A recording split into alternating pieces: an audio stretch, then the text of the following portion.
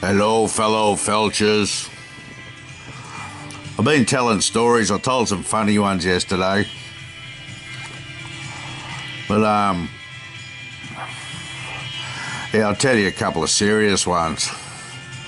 When I was in Somalia, I'll pretend you guys are my psychiatrists and, yeah, I'll see what your comments are. But I was been in country 2 months in Somalia as an infantryman. And we're in this non-government organisation compound. And we walked out the front to go on patrol. And bang, this fucking truck right in front of me hits this 5-year-old little girl in a dirty white dress. And she's on the ground wiggling like this, going in death throes and fucking pissed and shit herself. And I just froze, man. The army didn't prepare me for this. I could handle fucking drug-fucked bloody black African Muslims with AK-47s, not a problem. I knew how to deal with that shit. But this little kid down in front of me, I just froze. And lucky Private Brown in my section, who should get a fucking medal for this, because no one knows this story, went into action because he'd been practicing medicine as well as being an infantryman, a medic. And he went into action. He said, "Don't move her, Normie, she's got a broken neck." And I was like, fuck, righto. And back of her head was a bit open up as well. And a bit of brain showing. And her father came over and fucking... he's trying to drag her off the road, and there was 3 of us soldiers holding him back. And we couldn't speak Somali and he couldn't speak English. So we couldn't tell him not to move her because she's got a broken neck. He just saw we were being a pack of arseholes and holding him back. So, yeah, that was a bit harrowing. I still hear his screams. But, yeah, we dragged the truck driver out and took him over to the little girl and said, "Look what you've done." And he goes, "Get her off the road, I'm in a hurry." So we took him round the corner and beat the fuck out of him.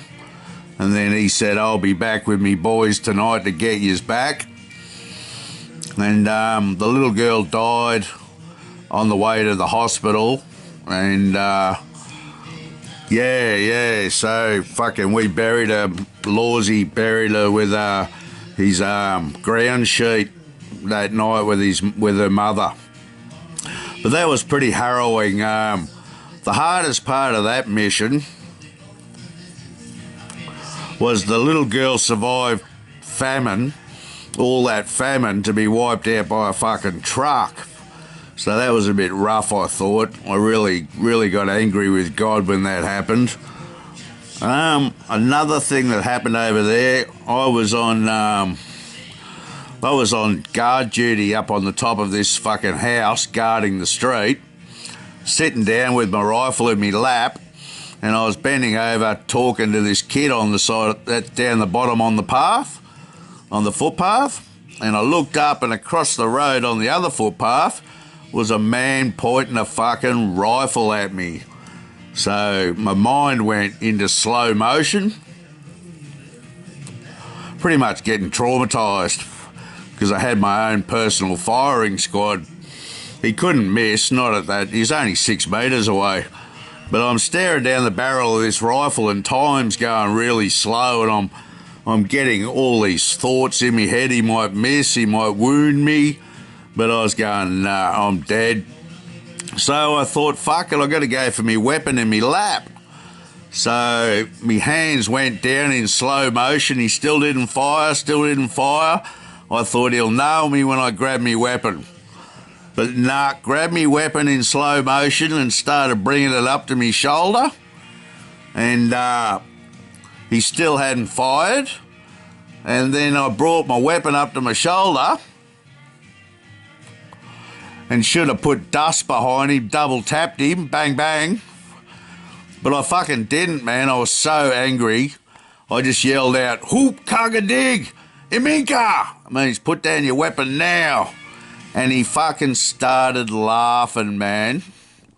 I thought, you mad cunt, pardon the French. But yeah, he just started laughing. He was in a World War II trench coat in 44-degree heat with an American helmet on his head. So I told the boys to go out and take the rifle off him. And they took the rifle off him and there was no rounds in the chamber or in the magazine. So, fuck, it took me 10 years to work out that this guy was trying to commit suicide, man. He'd had enough and he thought he'd died death by a cop. But he ended up getting me, the peaceful warrior, even under such duress, still made a decision that didn't end a life, and I would have had to have carried that death around with me for the rest of my life. So, but that was pure traumatisation, man, having your own personal firing squad. That slowing down of the mind, I believe, releases a new chemical in your brain and kind of helps you fucking get on with your spiritual gifts. But yeah, that was trauma. So if you ever get time slowed down, you've been fucking traumatised. Another thing, I was coming back from feeding the village and I hadn't had a sleep for about 36 hours, so fucking I fell asleep on the truck and we're in a convoy and fucking hear this bang and felt like someone gave me an uppercut in the jaw, and I woke up and I'm pissing blood all over the place. And the truck's going dirt, dirt, dirt, dirt. Everyone in the convoy didn't know what to do. They thought we were getting ambushed. And someone goes, "Normie's been hit." I'm like, fuck. And they threw a bandage on me face. We worked out we weren't getting shot at. It was one of the boys' weapons went off and hit the barrel. The bullet hit the barrel of the bloke next to me and splintered. And that's when I got hit in the jawbone by a bit of bullet. Yeah, so fucking, yeah, that hurt like fuck, especially when they injected. They took me into the medic, into our medical bloody RAP, Regimental Aid Post. And he's feeling around in my jawbone, and I'm like, fucking, yep. And he's going, yep. I'm like, yeah, fucking what? And he goes, it's stuck in your jawbone. And I said, fuck, right, I forgot about that. That you need an exit point for it to come out if it's still in you, and I didn't have one. So fuck, he said, do you want me to send you to an American fucking hospital here in Mogadishu? And well, they'll cut it out with a saw.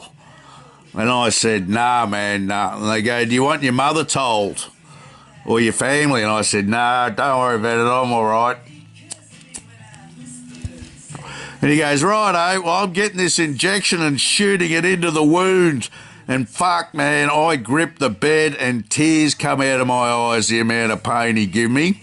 He cleansed the metal with fucking something. Yeah, but that's what happens when you go and play with guns. People get shot, people die. But fucking, I tell you now, man, you live in a lucky country if you're in Australia, America, England, Europe. Fucking, you're doing all right because you got to feed. It's not too much killing going on. You're pretty safe to walk the dog. You got food and water, man. Somalia, man, they had jack shit.